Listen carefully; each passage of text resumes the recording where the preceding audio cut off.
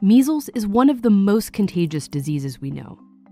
Just one person is likely to infect between 12 and 18 people. That number is called a disease's basic reproduction number, or R0. Scientists use it to describe how contagious a disease is. Zika, it has an R0 of up to 6.6, super contagious. But the seasonal flu, just a little over 1. And COVID-19, the disease caused by the coronavirus, just about 2. That difference between the flu and COVID-19 doesn't seem so big, especially when you look at them next to these really contagious diseases. Plus, a lot of the symptoms of the flu and COVID-19 are really similar.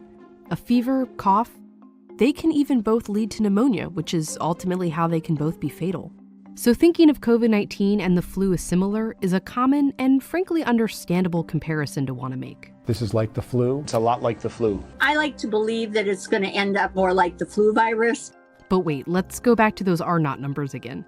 If the flu has an R0 of 1.3, that means each person gets either 1 or 2 people sick. After 10 rounds, that's 56 total people. And if we run the model with COVID-19's R0 at 2, if one person with it gets 2 people sick, you get 2 people sick.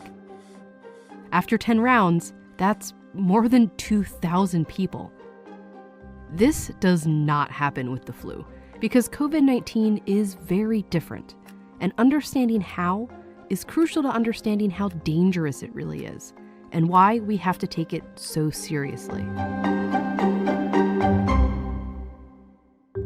When we start to look for that comparison to the flu, we almost calm ourselves down. But unfortunately, that's not quite the right reaction here. Every year, the seasonal flu kills as many as 60,000 Americans. As of late March, COVID-19 has killed about 34,000 across the whole world. But scientists expect that number to go up, way up. Tens of thousands of people a year die of the flu. But we haven't had this for a year yet. We've only had this for a few months. The trouble is coming, and we can predict it, and we can see what's coming, at least to a certain extent. The first really big difference between COVID-19 and the flu is how long it takes you to feel sick. From the moment you're infected with COVID-19, it usually takes 5 days before you start to feel symptoms. But it can take as long as 12 or even 14 days. This is the incubation period, the time between when you catch it and when you first realize you're sick. And scientists think you could be contagious during most of this period. The flu, by comparison, has an average incubation period of just 2 days. You get sick, and pretty soon you feel sick, and you know you're contagious. This is what we're used to. But COVID-19 flips that around. You can be contagious and spreading it around for several days and up to 2 weeks before it even occurs to you that you're sick. And that leads to the next big difference.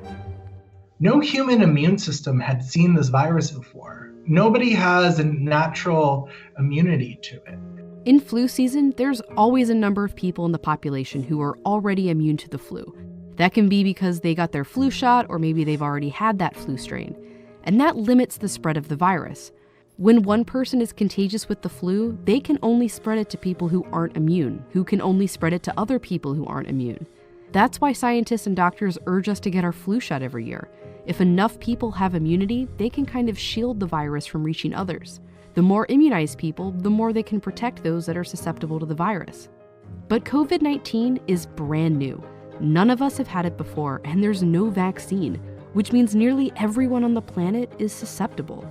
So when a contagious person, who may not even know they're infected, comes into contact with others, it can spread like wildfire.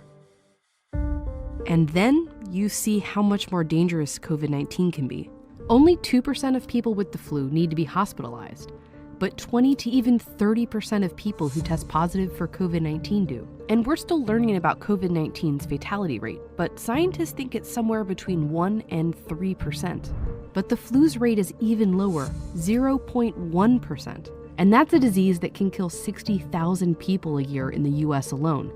That's what Dr. Anthony Fauci, the US's leading infectious disease expert, tried to clear up to Congress. People always say, well, the flu does this, the flu does that. The flu has a mortality of 0.1%. Sure. This has a mortality of 10 times that. This is a really serious problem that we have to take seriously. And he's just talking about the average across all age groups. For older people or people with compromised immune systems, it can be way higher. And that's especially scary when you remember all the other things that are different about COVID-19. The infectiousness, how hard it is to know you have it, how susceptible we all are to it. Estimates vary, but some scientists have warned that between 20 and 60% of the world's population could become infected with the virus. Because COVID-19 has no cure and no vaccine, the only defense we have against it is social. We can take ourselves out of the chain, not with immunity, but with social distancing. Just physically not being around anyone and staying home as much as possible. But that only works if each of us takes it seriously, which is why comparing it to the flu, while understandable, is not helpful. It's natural to want to find a comparison, to want to make this seem small.